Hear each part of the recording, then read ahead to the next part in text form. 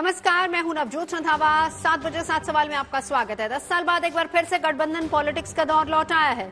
नई सरकार में सहयोगियों की भूमिका असरदार हो चुकी है। ऐसे में बीजेपी के अंदर एनडीए सरकार के गठन को लेकर बैठकों का दौर चल रहा है। हमारे आज के 7 सवाल नतीजों के बाद उपजी परिस्थितियों पर ही होंगे और हमारा आज का सबसे पहला सवाल है, शपथ ग्रहण से पहले किन मुद्दों पर हो रही एनडीए में माथापच्ची। शपथ ग्रहण को लेकर बीजेपी में मीटिंगों का दौर जारी है। नई सरकार के स्वरूप और सहयोगियों को दिए जाने वाले विभागों को लेकर मंथन शुरू हो चुका है।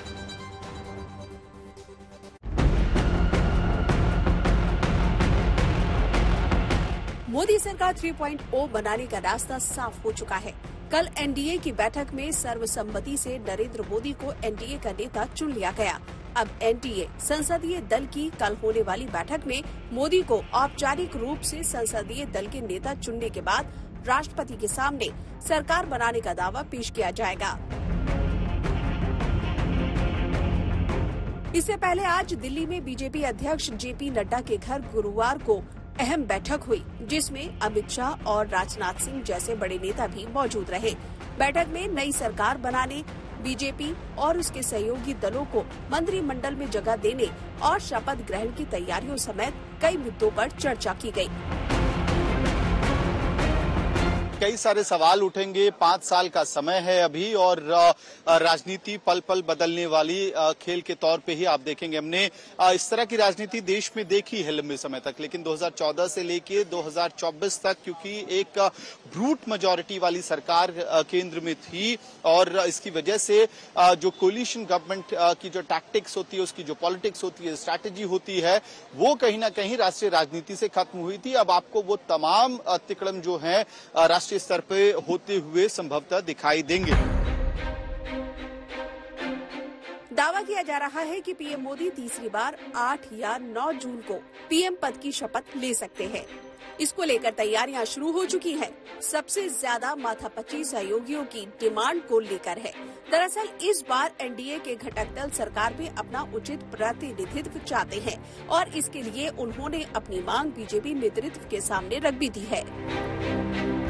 कई सारी छोटी छोटी पार्टियां हैं, अगर 240 + 30 करते हैं तो 270 का आंकड़ा बन जाता है और फिर जो छोटे पार्टनर्स हैं आपके, चिराग पासवान की पार्टी जो है वो पहले से ही एलजेपी लंबे समय से एनडीए का हिस्सा रही है, तो कुल मिलाकर सरकार चलाने में थोड़ी आसानी जरूर होगी, लेकिन इसकी अपनी पेचीदगियां हैं। सहयोगी दलों ने हर 4 सांसद पर 1 मंत्री की मांग की है। इस लिहाज से टीडीपी से 4, जेडीयू से 3, शिवसेना और एलजेपी आरबी को 2-2 मंत्रालयों की उम्मीद है। खास बात यह है कि टीडीपी लोकसभा स्पीकर का पद भी चाहती है। हालांकि सूत्रों का दावा है कि बीजेपी इसके लिए तैयार नहीं है। कहा जा रहा है कि ज्यादा जोर देने पर डिप्टी स्पीकर टीडीपी को मिल सकता है। जेडीयू के पास पहले से ही राज्यसभा डिप्टी चेयरमैन का पद है। रेलवे, ग्रामीण विकास और महत्वपूर्ण विभागों पर भी घटक दलों की तरफ से दावा किया जा रहा है। हालांकि घटक दलों ने ऐसी किसी भी मांग से इनकार किया। कोई मांग नहीं है और मांग हो भी नहीं सकती है, क्योंकि हम लोग का लक्ष्य ही प्रधानमंत्री जी को प्रधानमंत्री बनाना था। उसके लिए हर एक घटक दल ने अपनी एक ईमानदार भूमिका निभाने का काम किया।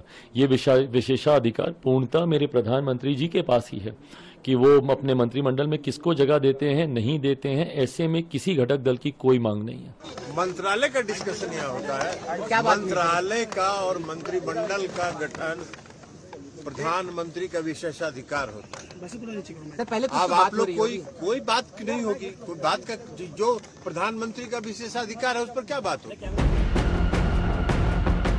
सूत्रों के मुताबिक लगातार तीसरी बार मोदी सरकार के शपथ ग्रहण समारोह के लिए भारत के पड़ोसी देशों के लीडर्स को भी न्योता भेजा जाएगा। कहा जा रहा है कि शपथ ग्रहण समारोह में श्रीलंका, बांग्लादेश, नेपाल, मॉरिशस और भूटान के राष्ट्र प्रमुख शामिल हो सकते हैं। दिल्ली से अमित भारद्वाज के साथ Himanshu Mishra, bureau report, good news today. 10 साल के बाद नई सरकार सहयोगी दलों की वैसाखियों के सहारे होगी। कहा यह जा रहा है कि पटना और अमरावती में रहेगा नई सरकार का रिमोट कंट्रोल और नीतीश और नायडू के पास सत्ता की चाबी होगी। ऐसे में हमारा आज का दूसरा सवाल इसी से जुड़ा है। नई सरकार में सहयोगी कितने मजबूत? एनडीए के घटक दल होने के बाद भी कई ऐसे मुद्दे हैं जिन पर सहयोगियों की राय बीजेपी से नहीं मिलती। ऐसे में आने वाले समय में घटक दलों का असर सरकार के फैसलों पर पड़ सकता है।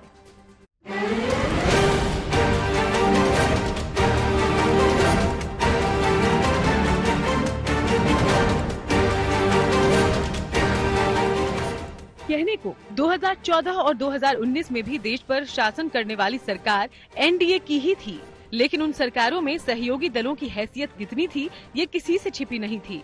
लेकिन अब जब लगातार तीसरी बार एनडीए सरकार शपथ लेने के लिए है तैयार, तो एक बार फिर से सहयोगी दल चर्चा के केंद्र में हैं।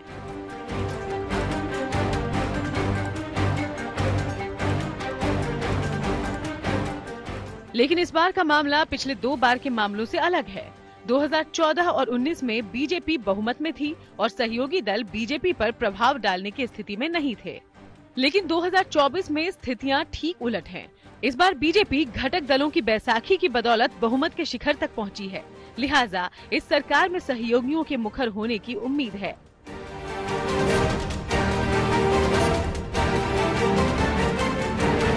दावा किया जा रहा है कि नई एनडीए सरकार का रिमोट आंध्र प्रदेश के अमरावती और बिहार के पटना में रहेगा। हालांकि फिलहाल चंद्रबाबू और नीतीश दोनों ने एनडीए को बिना शर्त समर्थन देने का ऐलान किया है, लेकिन इसके बावजूद कई ऐसे अहम मुद्दे हैं जिसको लेकर बीजेपी और घटक दलों के बीच मतभेद का कारण बन सकते हैं। जदयू फिलहाल ये जरूर बात बार बार दोहरा रही है कि वो एनडीए का नेचुरल अलाय है और अब वो एनडीए के साथ या बीजेपी के साथ बने रहने की तैयारी में आई है। हाँ, अब ये जरूर होगा कि जो राज्यों के डिमांड हैं उसमें आपको ताकत मिलती हुई दिखाई देगी। बीजेपी ने अपने चुनावी घोषणा पत्र में यूनिफॉर्म सिविल कोड लागू करने का वादा किया था, लेकिन इस मुद्दे पर जेडीयू की राय कुछ अलग है। ठीक उसी तरह से अग्निवीर के मुद्दे को लेकर जेडीयू ने सरकार के सामने समीक्षा की मांग रख दी है। अग्निवीर योजना को लेकर के मतदाताओं के एक हिस्से में नाराजगी रही है। हाँ। हमारी पार्टी चाहती है कि विस्तार से उन कमियों खामियों को दूर किया जाए, जिसको लेकर के जनता ने सवाल उठाए। यूसीसी पर भी क्या यूनिफॉर्म सिविल कोड पर पार्टी के राष्ट्रीय अध्यक्ष होने के नाते विधि आयोग के अध्यक्ष श्री चौहान को मुख्यमंत्री चिट्ठी लिख चुके हैं। हम इसके विरुद्ध नहीं हैं। इन मामलों के अलावा विशेष राज्य के दर्जे की मांग को लेकर भी मामला फंस सकता है। दरअसल एनडीए सरकार के 2 सबसे बड़े घटक दल टीडीपी और जेडीयू, दोनों दलों की लंबे अरसे से मांग रही है कि केंद्र सरकार उनके राज्यों को विशेष राज्य का दर्जा दे।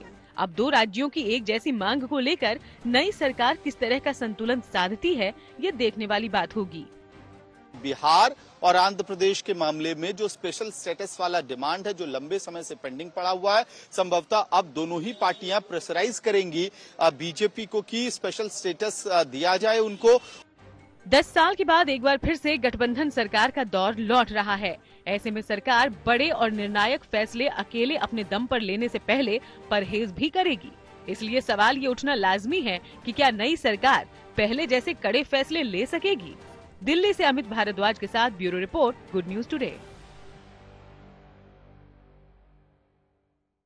यूनिफॉर्म सिविल कोड जैसे कई मुद्दे हैं जो कि इस बार सुर्खियों में रह सकते हैं, बीजेपी के लिए बहुत अहम है, लेकिन सहयोगी दल उसको लेकर एक मत नहीं है। ऐसे में अब तक अकेले दम पर बड़े फैसले लेती आई बीजेपी के सामने इस जारी रखने की चुनौती होगी। और हमारा आज का तीसरा सवाल भी इसी से जुड़ा है, क्या बड़े फैसलों में सहयोगियों की राजनीतिक महत्वाकांक्षा अरोड़ा बनेगी?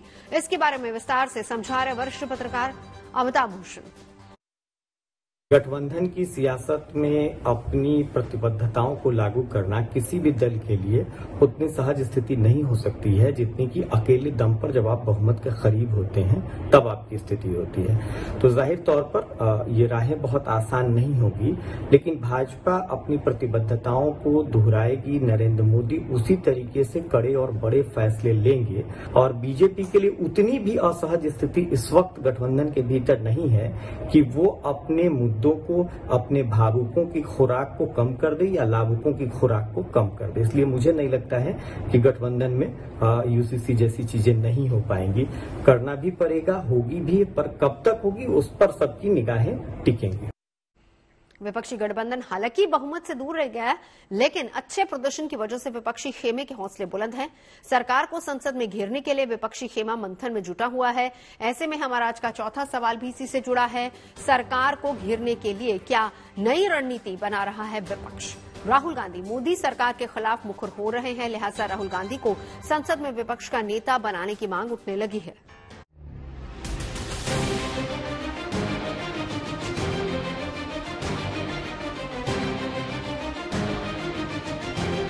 2024 के चुनावों में शानदार प्रदर्शन करने के बाद विपक्ष खेमे के हौसले बुलंद हैं।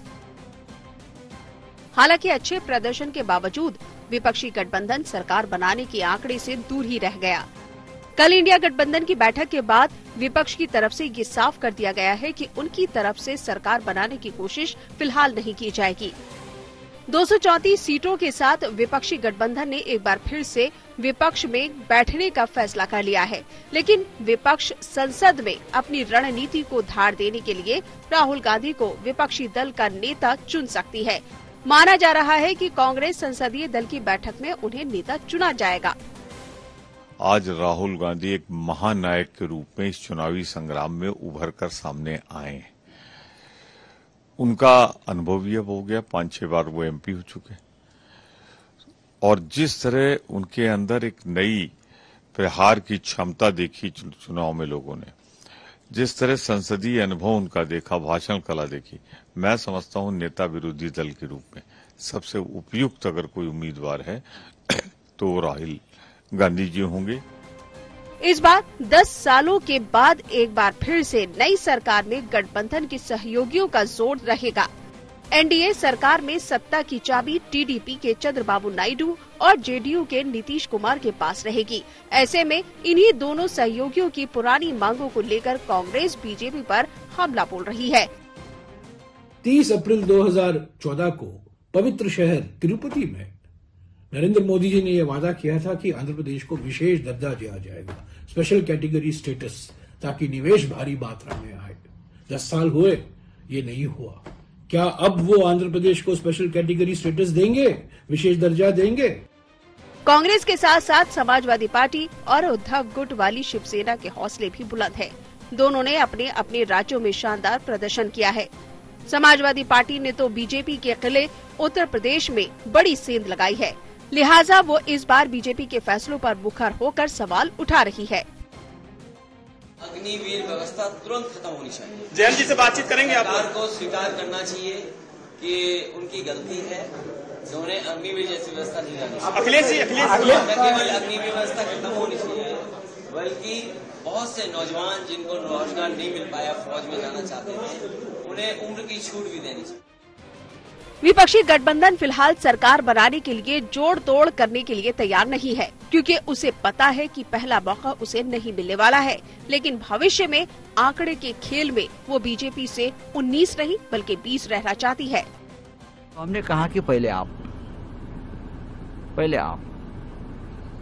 उनके बाद हम। तो उनको पहले राष्ट्रपति भवन में जो दावा पेश किया है सरकार बनाने का, तीसरी कसम उनको लेने की इच्छा है, तीसरी कसम लेने दो, फिर चौथी कसम के बारे में हम सोच रहे हैं। अभी हमको लगता है थोड़ा धैर्य रखिए, अभी देखते जाइए क्या क्या होता है। सदन में राहुल गांधी नेता विपक्ष का पदभार संभालेंगे या नहीं, अभी तक इस मामले में कोई आधिकारिक बयान नहीं आया है। लेकिन इस बार संसद में विपक्ष के तेवर तीखे होंगे, इसमें कोई शक नहीं है। Bureau report, good news today.